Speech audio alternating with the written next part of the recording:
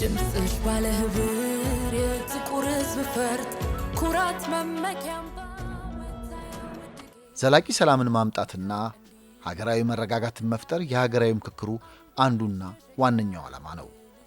እየተካሄደ ባለው ሀገራዊ ምክክር በአርሶና አርብቶ አደሩ መካከል የሚከሰቱ ግጭቶችን በዘላቂነት በማስወገድ ለአለመግባባቶች እልባት የሚሰጡ የመፍትሄ ሐሳቦችን ያስቀምጣል ተብሎ ይታመናል።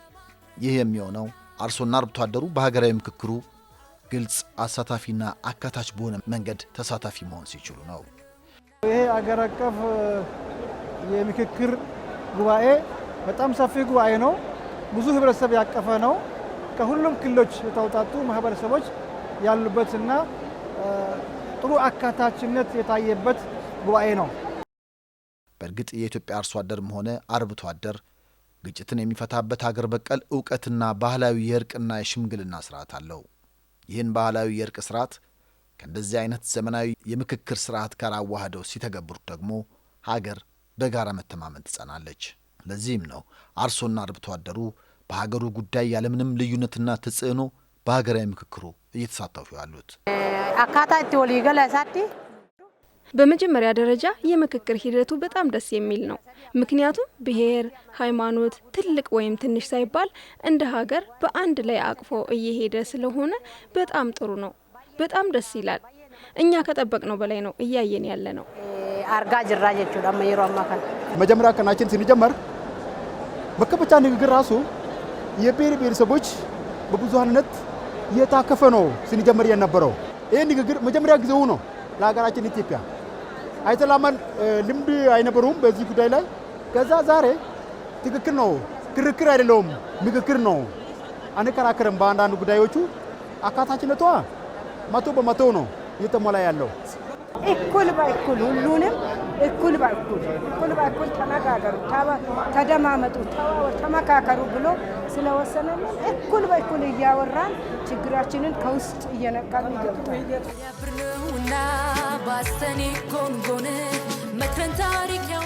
የኢትዮጵያ ኢኮኖሚ የጀርባ አጥንትና የማህበረሰብ መሰረት የሆኑት አርሶና አርብቶ አደሮች በሀገራዊ ምክክሩ ያላቸው ተሳትፎ ለዘላቂ ሰላምና ልማት ወሳኝ ነው። ኢትዮጵያን ያለነሱ ማሰብ አይቻልም።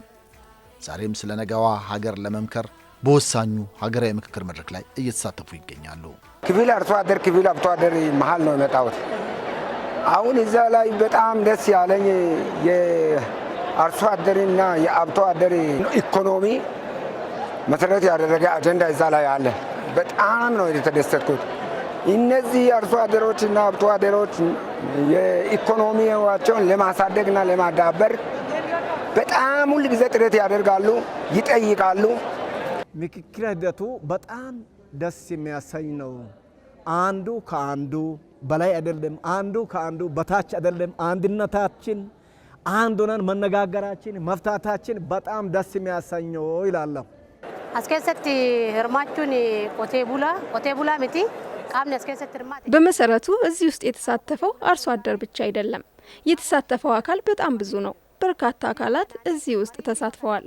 በዚህ መልኩ ብዙ አካላትን ያካተተ እንዲህ አይነት ውይይት መኖሩ ለዚች ሀገር በጣም ጥሩ ነው። በጣም ደስ ያሰኛል። ሀገር ያቀናል፣ ጥሩ ሀገር ይፈጥራል። የጋራ ሀሳብ ነው። እንደ ሀገር ያሉብንን የሰላም ችግሮች ይፈታል ብዬ አስባለሁ።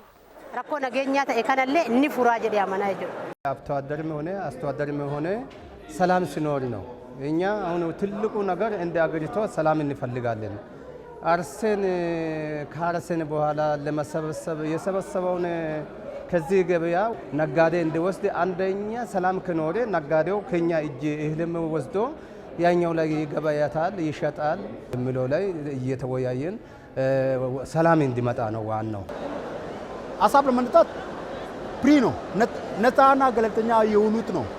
አሁን እኛ ሀሳብ ለመስጠት በነፃ ነው ሀሳባችን የምንገልጸው፣ ያለምንም ማቋጨት ያለምንም ቆም ሀሳባችን በግልጽ እንቀመጣለን። ከዛም ተሳታፊዎቹ እያዳመጥከው ነው የምንሄደው። በጣም ጥሩ ነው ብዬ ነው የማስበው። ምክንያቱም ሁሉም የማህበረሰብ ክፍል አካታች ያደረገ ስለሆነ ሁሉም ማህበረሰብ ደግሞ የራሱን ችግር ተናግሮ እዚህ ጋር ፈቶ ነው የሚሄደው ብዬ ነው የማስበው። በጣም አስተዋጽኦ አለው። ምክንያቱም እያንዳንዱ ህብረተሰብ ክፍል ለኔ የምስማማኝ ይሄ ነው ብሎ ሲያስብ ሌላኛው ደግሞ ያ ለተቀራኒው አካል ጉዳት ይመስለውና በጣም ስንጋጭ ነበረ። አሁን ሰብሰብ ብለን ስናየው ግን የኔ ችግር የራሱ የሌላውም ችግር ነው። ወደ አንድነት የማምጣቱን ሀሳብ እያዳበር ነው ወጥተን ኢትዮጵያን እንዴት እንገንባት፣ ኢትዮጵያ ዛሬ ሀገረ መንግስት ሆኖ እንዲታይ እንዴት እናድርግ የሚል ላይ ደርሰናል። የመግባባት ደረጃው በጣም ከፍ ያለ ነው።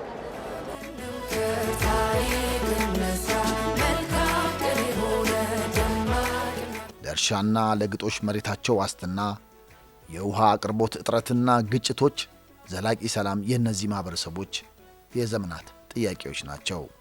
አገራዊ ምክክሩ እነዚህን ስር የሰደዱ የዘመናት ጥያቄዎች በሰለጠነ መንገድ ለመፍታት ትልቅ እድልን ይዞ መጥቷል።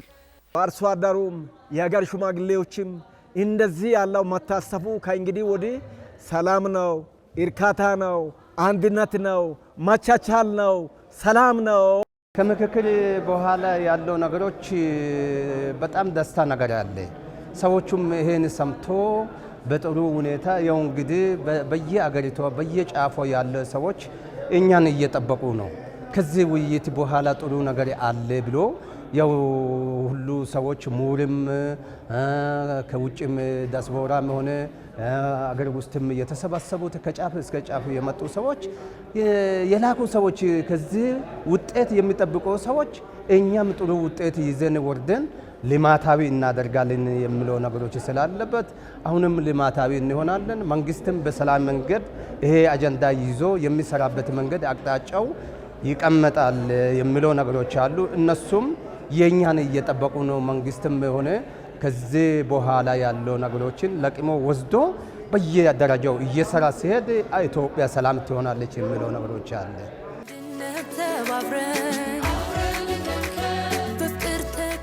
ከቀበሌ እስከ ሀገር አቀፍ ደረጃ በተካሄደው የባለድርሻ አካላት መረጣ የአርሶና አርብቶ አደሩ ማህበረሰብ ተወካዮች በቀጥታ በህዝብ ተመርጠዋል። የአርሶና አርብቶ አደሩ ተሳትፎ ለሀገራዊ ምክክሩ ስኬት ቁልፍ ነው። ምክክር ሂደት በኋላ እንግዲህ ሁላችንም የኢትዮጵያ ሰላም ለማስጠበቅ ነው የመጣ ነው ወደዚህ። የክልሎቻችንም ወክለን ስንመጣ የታመመችዋን ኢትዮጵያን እናድናለን ብለን ነው የመጣ ነው ወደዚህና አድነናትም እንሄዳለን ብዬ አስባለሁ። የሀገራዊ ምክክር ሂደቱ ውጤታማ የሚሆነው የህዝቡ እውነተኛ ጥያቄዎችን ማካተት ሲችል ብቻ ነው። አርሶና አርብቶ አደሩ ደግሞ የዚህች ሀገር ዋነኛ ምሰሶ በመሆናቸው ድምፃቸው እኩል እድል ያገኝ ዘንድ በምክክሩ በንቃት በመሳተፍ ላይ ይገኛሉ።